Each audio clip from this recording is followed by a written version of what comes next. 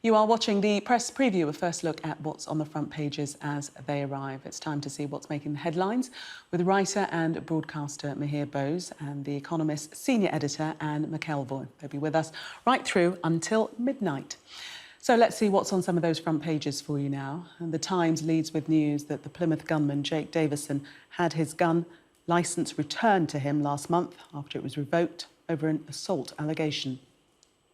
That's also the lead in The Telegraph, with a picture of the 3-year-old victim, Sophie Martin, and her father. The Guardian's front carries this same photo of Sophie and her father, with the headline, "Police face inquiry over mass killer's gun licence." Likewise, the Mail, which calls him a killer virgin who was frustrated at his lack of success with women. The Financial Times leads with the growing Taliban takeover of Afghanistan, with the country's second city already fallen and the capital, Kabul, surrounded. Warning over chaotic deals on devolution is the headline of the Yorkshire Post. They say that 6.5 million people in the north are missing out on the benefits due to regional inequalities. And the Daily Star leads with a story about weight gain in those under 60, with the headline, "It's not your metabolism." And we're joined tonight by writer and broadcaster Mihir Bose and the Economist senior editor Anne McElvoy. Welcome to you both. Good evening. Let's start with the Times front page and that headline, "Gun licence given back to killer weeks before the attack." Attention's turning to the investigation as to how that decision was made and why, Anne. Absolutely. I mean, there's a heartbreaking front pages on this story, and there's images of the little girl who was one of the victims. I'm sure it's just incredibly upsetting to see. The bigger policy question, of course, is what was going on about the gun licensing and why someone who clearly had the problems that he was known to have, or at least was suspected to be, I think, unstable and to have been accused of assault before, was able to get the license back so quickly. And there has to be some questions about that, because obviously a lot of licenses are revoked and given back, and sometimes mistakes will occur. But with a tragedy of this scale, I think there will be a major overhaul of this process. Yes, Mihir, questions will be asked as to whether the police were aware of his mental health state and whether questions were asked in that respect. Yes, and the report in the papers, the Times and so on, talks that the gun license was given back after he went on an anger management course. And this sounds like a box-ticking exercise. I mean, this reduces it to the level that if you're caught speeding, you go on a driving course in order to avoid points. I mean, how was this done? Why was this done? And I think the other question is that, how much tracking is done. I mean, this was a man who did not hide his views. I mean, he made a lot of online statements, ramblings about this incel misogynist movement of voluntary celibate men who blame women for everything. What was done to sort of track it, I mean, and I think what is really worrying is that we seem to be getting closer and closer to America, in the sense that we have these killings. There have been incel killings in America and in Japan and so on. And that would be really the very worrying thing if we are now if we are getting to that state. It suggests that we need better controls about monitoring these things. Yes, and the Daily Telegraph, and they actually name him as an incel killer and give a bit more detail as to this group and what their beliefs are. Yes, I mean, this is an extreme form of misogyny, and people who are already having great difficulties, or he experienced great difficulties in his dealings with women, with his family. But of course, there are a lot of people in that position, who would not ever dream of resorting to this kind of random and terrible violence. The problem with something like incel, which I think is still not very well understood in Britain, and is one of the darker areas of the internet and social media groups, is that we don't really know much about its scale. It is something that, as Mihir rightly says, has been on the radar in the States and in Japan. it can often just be people saying very, very unpleasant things. And if you depends what your view is of hate speech and how far you want to go in saying that, that should in itself be illegal. But the difficulty, I would guess, is if you can monitor it, but then trying to put together a picture of who is likely to act on it in a way that could be a danger to the public is a much, much graver and difficult task. To that extent, it's a bit akin to counter-terrorism in the broader sense of the word. It's a needle in a haystack, but there definitely are needles, and in this case, it's done the most immense damage, wreaked havoc. Mihir, does this raise questions again about social media and how it's policed, and perhaps warning signals might have been picked up a lot earlier before this tragedy occurred? Yes, it certainly raises the entire question about social media outlets, what they do, how they are regulated, and we know this debate has been ongoing on various aspects. It has been going on in football with racist messages and so on, and in various other aspects.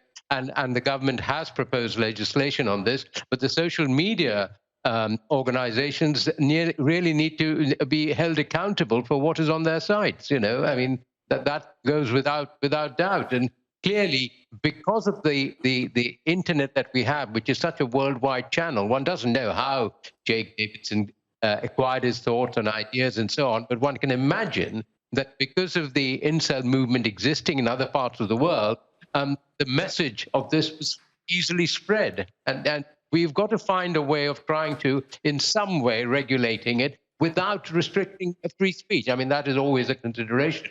But otherwise, I think that this is the sort of killing that could take place, unfortunately, again. Yes, that very depressing prospect. Also, the question is as to how easy is it to get a gun and to get a gun licence, Anne, a 22-year-old seemingly facing no difficulty in acquiring the firearm. Yes, I think that is definitely something that will come out of the inevitable inquiry into this. How was he able to get a gun?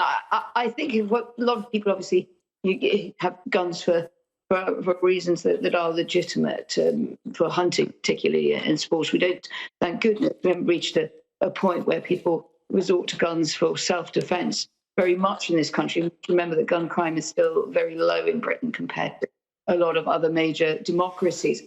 To me, the question is this: I think what happened for a long time, that was a view that you would take guns away from people if there were any question marks over their behaviour. You would then go through a process where you have to prove that you were a stable individual and you got the gun back. But there is a sense here, I think we used the words box-ticking exercise earlier on, and that may well turn out to have been the case. Certainly it was a misreading of this person's state of mind with disastrous consequences. So I think that we're almost looking at two things: how people get guns in the first place, and what is the process by which they get them back again. That seems to be, to me, where the big failure has taken place. Yes, and Mihir, as the Guardian says, the inquiry is underway, and we must wait for the outcome of that to find out, you know, what some of those questions hopefully will be answered. Yes, and I hope the inquiry will be a thorough one. I mean, what Anne says is perfectly true and valid. And one thinks back that this is now more than, a quarter of a century ago, we had Dunblane, and we had a lot of debate then, legislation and so on. And we need to look at why, since then, if anything, gun crime has increased in this country, and why it has done so. Because we used to be very proud of the fact that that gun crime as such was not a problem. Our policemen have never carried guns and so on. And now it seems to be a problem in this country, although not quite America, thank goodness. But nevertheless, why is this happening? And what needs to be done with gun legislation and the whole idea of requiring guns in this country? And I mean, the ordinary person on the street will see acquiring a gun as something that's really quite difficult to do. I mean, what is the procedure? How clear are you on how easy it is to acquire firearms? Well, the system works really on background checks. It says, well, what is the purpose, obviously, for which you wish to acquire this weapon? And particularly in the UK context, unless you are allowed to carry a gun for professional purposes, because it's your job to be armed in some way, and that's a relatively small group of people, very tightly monitored. Then it works by saying, well, you are applying for a gun because you want it for sporting or hunting purposes, and we will have a look at you, and there is supposed to be rather sophisticated testing that goes into that. The problem is that if you have someone who's really determined to acquire a gun and with an intention to use it for wrong purposes, either because you want to threaten people or because you're simply unstable and you want to brandish a gun about, in worst case analysis like this, that you use it. These are people who are not likely to go through the process in good faith. They don't fill out the information correctly. And unless they come onto the radar of the authorities, that there's checks on that, I think are probably not as deep as they should be. It would be, I think, stating the obvious that something like that is going to be the conclusion here. But what we really need to look at is what happened on the second occasion. There are allegations brought against this man. I don't entirely agree with Mihir, by the way, that censoring the internet is the way to go on this. There's just so much kind of rubbish, nonsense, and bile spouted on the internet. If you're going to go close down all of it.